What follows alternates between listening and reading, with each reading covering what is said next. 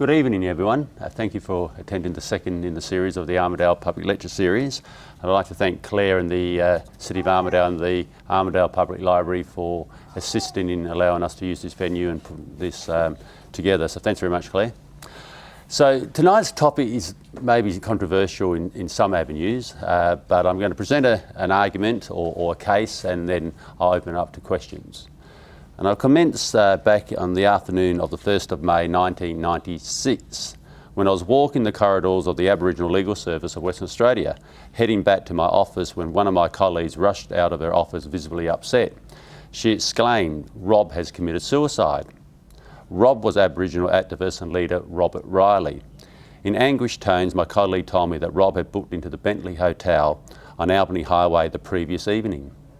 In the morning, motel staff found him hanging from the shower fixture in the room. He was 41. Stunned by the news, I walked into my office, closed the door behind me and sat in silence, reflecting on the overwhelming sadness and despair that had driven Rob to take his life. I thought of his family, and I thought of the time in early 1995 when I had interviewed Rob about the tragic events of his childhood that had shaped his life and brought it to a premature end. I recall that I was nervous as I walked into the office of the CEO of the Aboriginal Legal Service, Rob Riley. He was my boss.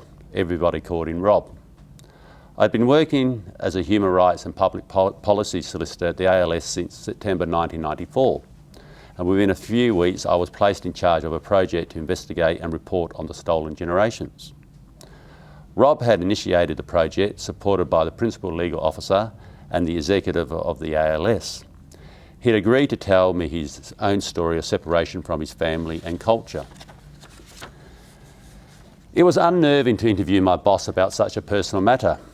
Rob was separated from his mother when he was 8.5 months old and spent his first 12.5 years at Sister Kate's Children's Home for Aboriginal Children. For most of the interview, Rob maintained his self-control. But his voice quivered when he recounted the time he was sexually abused by some older boys while taking a shower at Sister Kate's.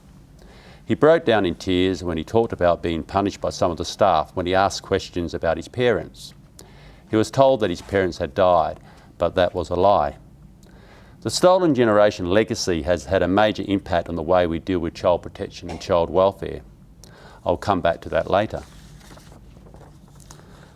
On the 20th of January 2012 in South Australia, 4-year-old Chloe Valentine died from horrific head injuries after being forced by her mother, Ashley Polkinghorne, aged 21, and her partner, Benjamin Matt Partland, to ride a motorbike around their backyard over a period of 3 days while they filmed it.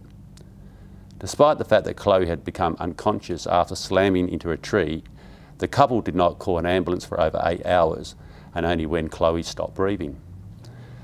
Ashley Polkinghorne and her partner were convicted of manslaughter by criminal neglect for repeatedly placing Chloe on a motorbike and failing to obtain medical assistance once she was unconscious.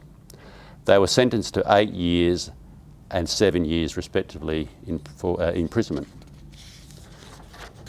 On September 2014, a coronial inquest into Chloe's death began with a focus being on the 4-year-old's life leading up to her death. During this time, there had been 22 notifications about Chloe made to South Australia's Child Protection Authority, Families South Australia.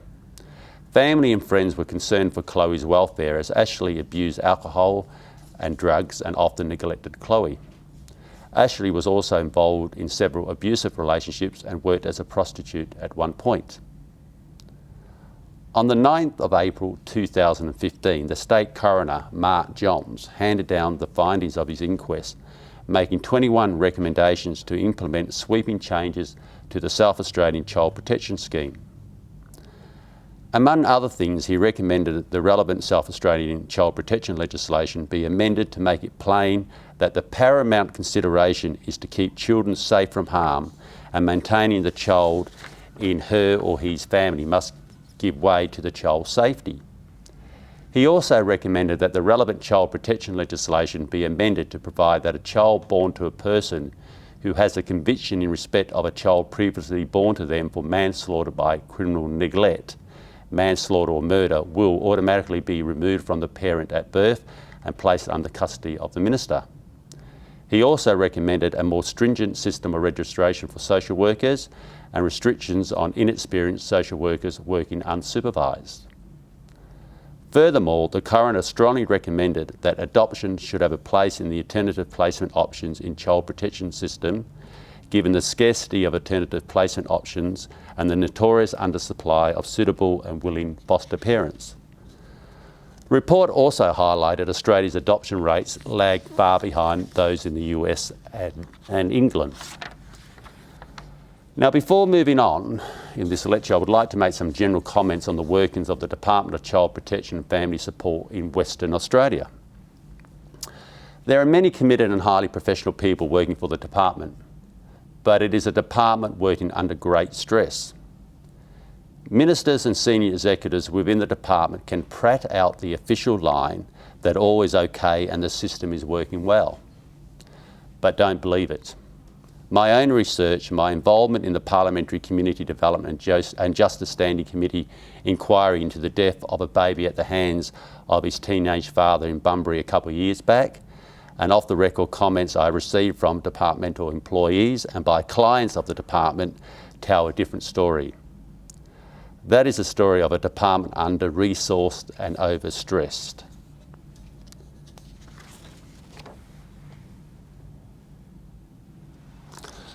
As this lecture progresses, you will see that I'm advocating for adoption to play a greater role in the alternative placement options available in our child protection system. But for that to be the case, we must ensure that to remove a child from their parents must be the right decision. And alternatively, we must make sure the decision not to remove a child from their parents is also the right decision. But at all times, the best interest of the child must be paramount, taking precedent over parental rights and family unity. At all times, we must get the decision correct, and we must do whatever we can to ensure we minimise the chances of making the wrong call, because the wrong call can be disastrous for so many people, and most importantly for the child concerned. We must ask the question as to whether the Department of Child Protection and Family Support has the people with the correct skill sets set to make the crucial decisions on whether a child should remain with a biological family or should be subject to out-of-home care order or some other alternative placement option. I do ask those questions, but I don't have the answers. But I would say that I'm not sure that a social worker per se, who has no other specialised training or expertise, should be making such decisions. What should happen is that social workers should be trained to a degree that they do have that necessary skill set. The department must ensure their workers have the right skill set and experience to make the call on what is in the best interest of a child. Now, I'm not saying that the department doesn't have those people, but what I want to argue is that every person working in the Department of Child Protection and Family Support who is engaged in making decisions on whether a child should stay with their biological family or not has the necessary skills to ensure they can make the best decision or the right decision. I don't think just a social worker degree is sufficient. However, while the issue of the expertise of departmental officials is crucial, that is not the focus of this lecture.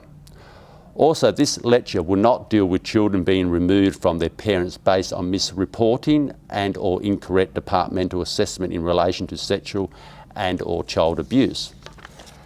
That is a complicated and very important issue, and a very, very important issue, but that is for another time. This lecture will now progress through examining out-of-home care and whether adoption should have a more prominent role as an alternative placement option. But before continuing, some definitions are in order. What do we mean by out-of-home care? Well, out-of-home care is the provision of care arrangements outside the family home to children who are in need of protection and care. In a broad sense, it encompasses a wide range of care arrangements such as foster care, which is a care arrangement where a family or an individual cares for children in their own home. There's relative or kinship care, which is an out-of-home care arrangement with a relative or significant other. Residential care involves children who require a high level of care being placed on a property that is owned or rented by an agency and staffed by the agency workers. Permanent care is the phase of out-of-home care where a final court decision has been made for a child to remain in the long-term or permanent legal care of the department or people other than the biological parents. Temporary care is the phase of out-of-home care where no final court decision has been made for the long-term legal care of a child. A substantiation indicates there is sufficient reason to believe that a child has been, is being, or is likely to be abused, neglected, or otherwise harmed.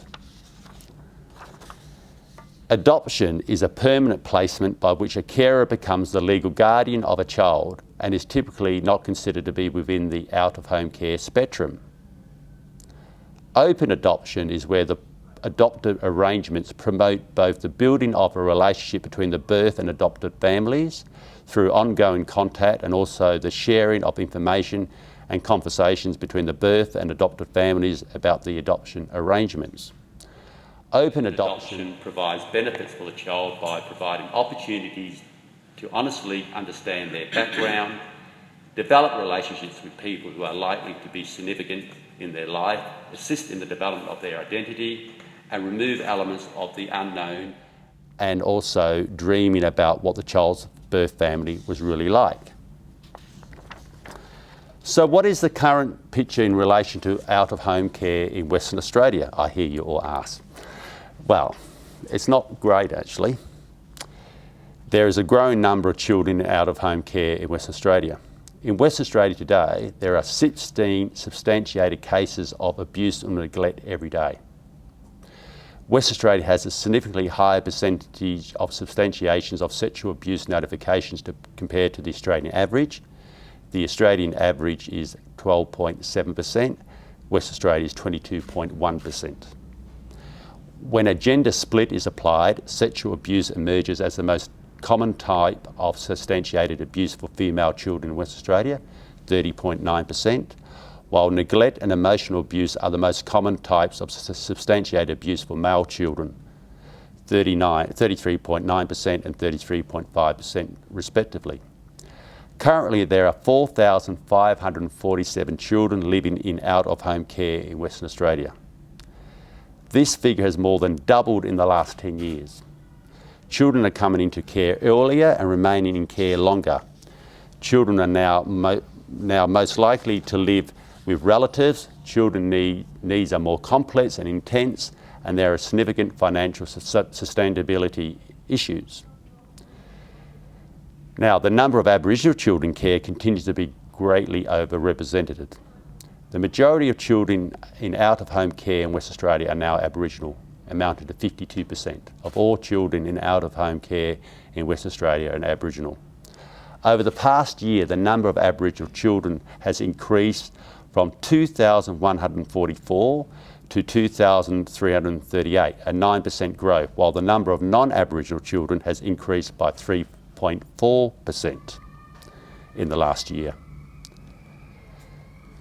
Now, despite good intentions, foster care and kinship care placements often fail to provide the desired stability and permanency for children. Foster care systems have poor outcomes nationally and internationally.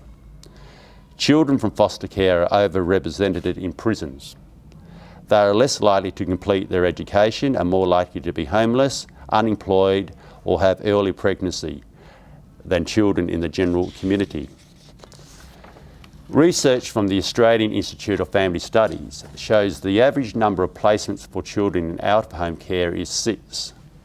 In all jurisdictions that report out-of-home care expenditure by placement type, the real recurrent expenditure, adjusted for inflation on residential care and the real cost of residential care per child, has substantially increased in the past decade, as the proportion of out-of-home care expenditure also as the proportion of out-of-home care expenditure that is spent on residential care has increased. Now, in every state, the number of children in care has increased dramatically over the last 15 years. In New South Wales in 2000-2001, there were 7,786 children in out of home care. 2014-2015, 18,175. Victoria went from 3,882 to 7,710. In South Australia, 1,175 to 2,188. In Queensland, from 3,011 to 7,185. In Western Australia, in 2000-2001, 1,436. In 2014-15, 4,547. Tasmania, 572 to 1,054. Northern Territory, 164 to 908. ACT, 237 to 606. In Australia, as a total, 2000 to 2001, there are 18,241 kids in out-of-home care, and in 2014-15, 42,009. Now, of course, there's been an increase in population, but not that much.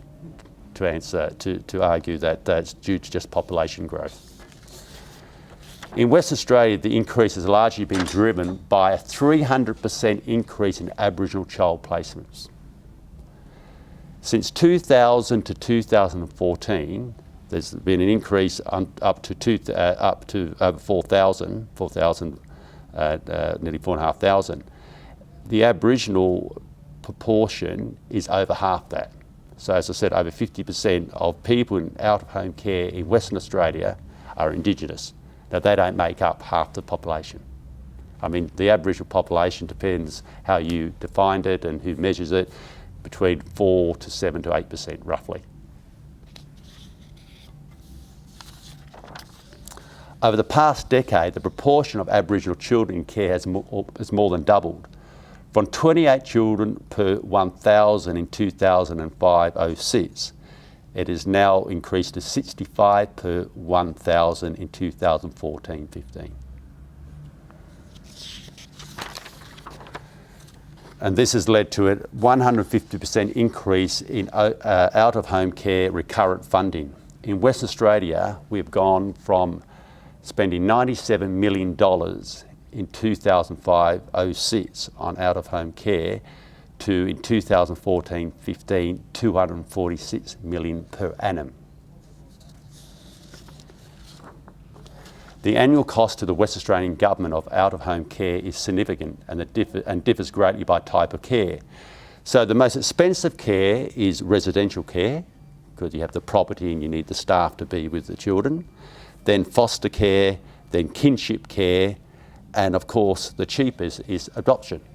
Because basically once you've got to the adoption stage, that child becomes part of that family and you don't have a supervisory role for the department generally. Now, of course, that may create its own issues, but it is by far the cheapest cost per child. It's not the reason I would be advocating for it, but it is, of course, an issue.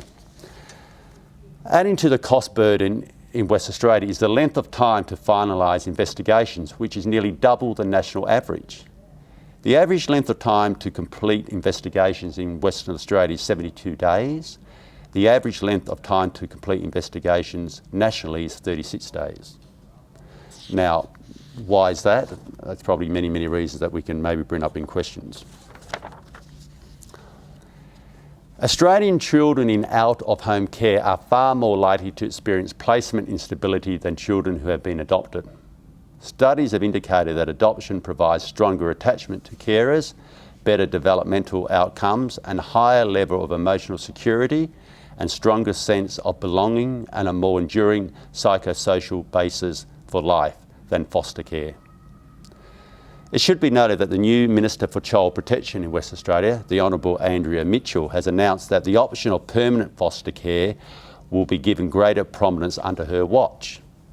The recently released Building a Better Future report, which includes the state government's proposed reforms in child protection, discusses the issue of permanent foster care. On page 19 of Building a Better Future report, it is commented that when a child is in out-of-home care, the first permanency priority is always to safely reunify children with their parents. If this is not possible within a reasonable time frame, the next best option is a permanent care arrangement with a family carer, foster care or other care arrangements. That is what the department is saying in the Building a Better Future report. But up to now, I don't think permanency has been given a high enough focus by the department. But it would seem that Minister Mitchell intends to make permanent foster care a higher priority. But the question remains is whether there are enough foster care parents who wish to be involved in permanency program. My research has not been able to find an answer to this question, but anecdotal information would suggest that if there is a significant increase in permanency as an option, it is unlikely there will be enough foster care parents to meet that demand. In contrast, from what evidence I've been able to obtain, there appears to be many more people wishing to adopt children than children available for adoption. But I concede I do not have verifying statistics to support this statement. And the process for adoption, while it should be and must be rigorous, is unduly lengthy and very challenging. I am advocating that adoption should be given a greater role to play in our child protection system. But I should add, and I stress, this is my personal view as the member for Armadale, not speaking on behalf of the Australian Labor Party or the Australian Labor Party. So I speak here in a personal capacity and as the member for Armadale. Now, my view might be considered to be controversial in some circles, but I've seen and heard of too many cases when our current child protection system has failed our children, either by not being removed from their parents when they should be removed, or by being moved from one foster family to another with no stability or comfort. And I do stress also, I am not talking about the other scenario, the sad scenario where people have been removed due to misreporting or false allegation. That's for another time. Before continuing, let me relay to you a situation I became aware of a couple of years ago. I was speaking to a principal of a primary school who was telling me about one of their families. There were a few children from the family that attended this school. When I say they were attending the school, most of the time they weren't actually at school. So the school took upon themselves to arrange for the children to be collected from home to attend school. One of the children had special needs, but the mother said she could not be bothered with completing the necessary paperwork to obtain assistance for the child. The home they live in was a mess, and it was actually worse than a mess. And from my recollection, speaking to the principal, there was no front door. The parents were illicit drug users and also engaged in trafficking of drugs. The school had contacted the Department of Child Protection and Family Support with their concerns. The department was well aware of the precarious home environment for the children, but removing the children from such an intolerable home environment was not at the forefront of their thoughts. The department's response was to tell the school principal to make the kids feel welcome at school. I'm sure that was going to help in solving the home situation facing the children. I should also add that this family was not Aboriginal. Dysfunctional families are not restricted to any particular racial or ethnic group. But let me return to the stolen generations for a bit. Aboriginal children removed under the Stolen Generations experiment were often deprived of any connection to their background or family. One young Aboriginal girl who had been removed to the Wandering Mission in the late 1950s said, "We weren't allowed to talk when we were kneeling praying. We weren't allowed to act our way. We had to be good little Catholics. We had to learn the Bible. That was shoved down our mouths. Sometimes some of the things I don't really want to remember about the place. I don't because it is too hurtful. I think what affected me the most, they just wouldn't let me have anything to do with my brothers." The following extract, or the following quote that I'll relay to you is from official correspondence, which clearly demonstrates the assimilation policy that was imperative in the issue of the stolen generations. And this is a letter from the Department of Native Affairs. "The admittance of Lynn and Thatcher children and the child of Mr. Hand depends entirely on their colour, as I could not possibly agree that dark-coloured children should be accommodated. As you know, Sister Kate's home was established for the education and training of quarter caste children, with the object of alternate absorption into the community in the same manner as children who are inmates of white institutions. Mr. Smart, the Inspector of Natives for Murchison, who has his headquarters at Geraldton, can arrange to inspect the Fulton children, and this officer could then let me know if he is of the opinion that they are sufficiently fair in skin colour for remittance to Sister Kate's home.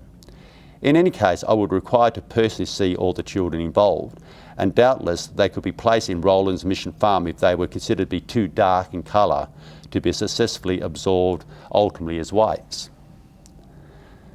Now, some people may wonder how someone like myself, who has interviewed hundreds of members of the Stolen Generations and undertaken many years of research in the area, can be advocating for greater use of adoption.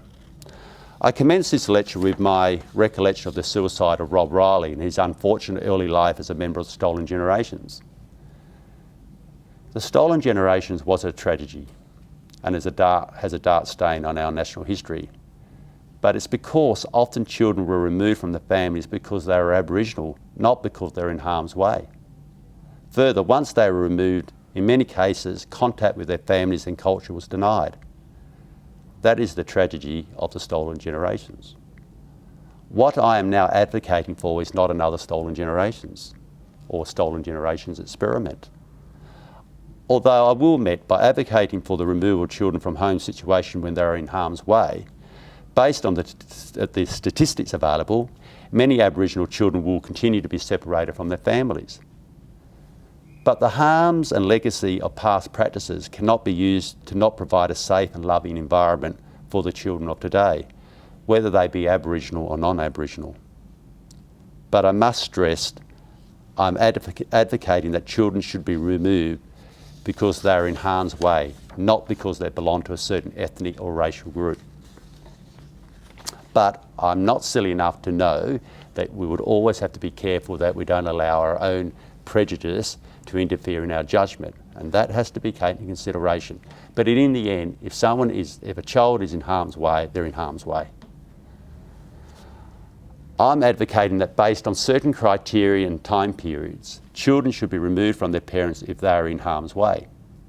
And after a prescribed period of intense support and intervention, if the parents cannot be considered capable of providing a level of care that we in a decent civil community consider necessary, the parents should lose their parental rights to care for the child. It is then that adoption should be seriously considered, and I mean open adoption. It's critical that children know the history, ancestry and identity, as these things lead to a sense of connection. Open adoption allows the adopted child to retain some control and some contact with their birth family in order to understand their past.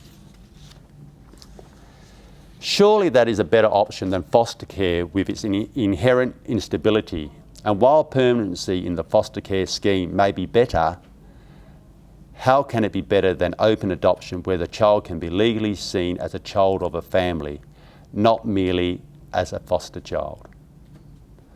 Separation of children from their birth parents can cause great pain, but surely not as much pain for the child who remains in a harmful environment or is moved from one foster family to another, to another, to another, to another. I had a law student who came and did an internship in my office, and her mother was taken away from her mother when she was quite a young age. Her mother was a very dysfunctional person.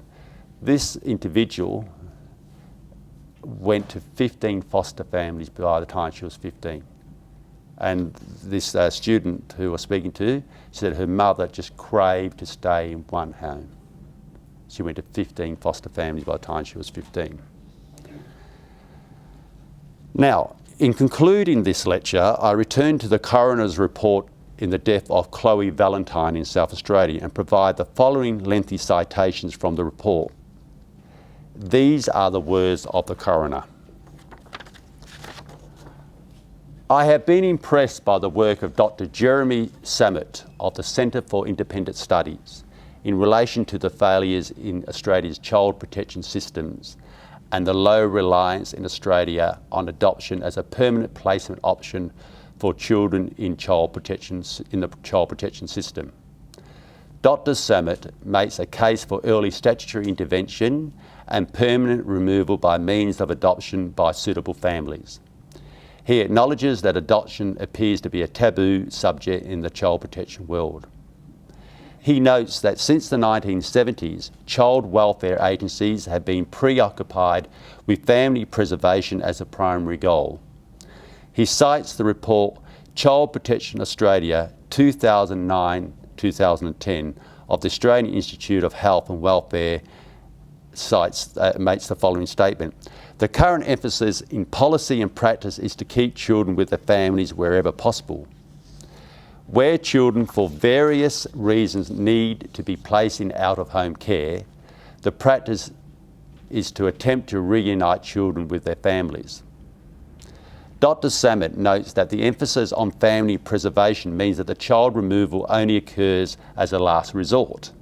He refers to attempts to work with parents to address bad parental behaviours, particularly those relating to alcohol and drugs. He makes the following remarks which might have been written about Ashley Polkinghorne and Chloe Valentine. Even when parents are demonstrably incapable of properly caring for their children, child protection services fail to take appropriate action to protect vulnerable children with well-founded and ongoing safety concerns. And more, too many children are being left in dangerous situations due to the misguided bias towards keeping abusive and neglectful families together, which has swung the pendulum too far in favour of protecting the rights of dysfunctional biological parents at the expense of the best interests of children.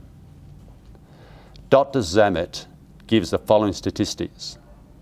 61 Australian children were adopted by non-relatives and 55 by foster carers in 2009-2010, which was a total of 114 adoptions, compared to more than 8,500 adoptions in the early 1970s.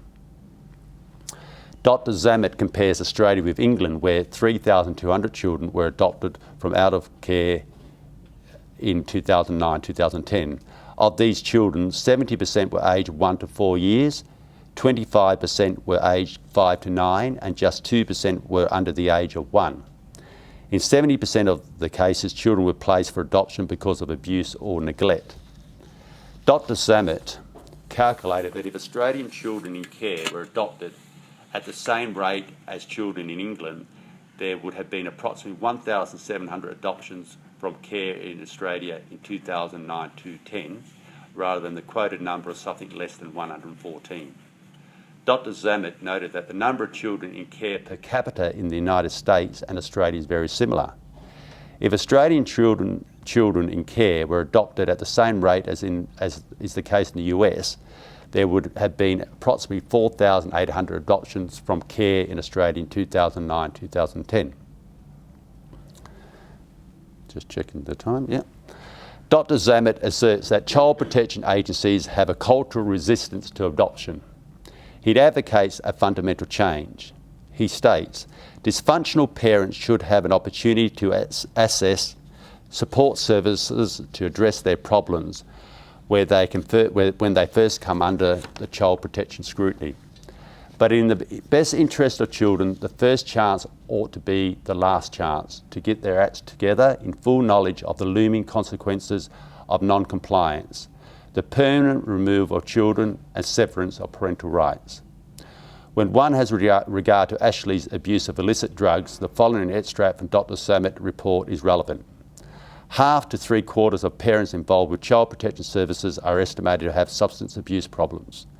Given that substance abuse profoundly impairs parenting ability, and given that substance abusers are highly prone to relapse, there are good grounds for early and decisive statutory intervention to stop child maltreatment by parents using illicit drugs and abusing alcohol. And before I continue with the coroner's comments, I remember a case being brought to my office about 2 or 3 years ago where a mother was fighting with her daughter to get a hit from a drug pusher.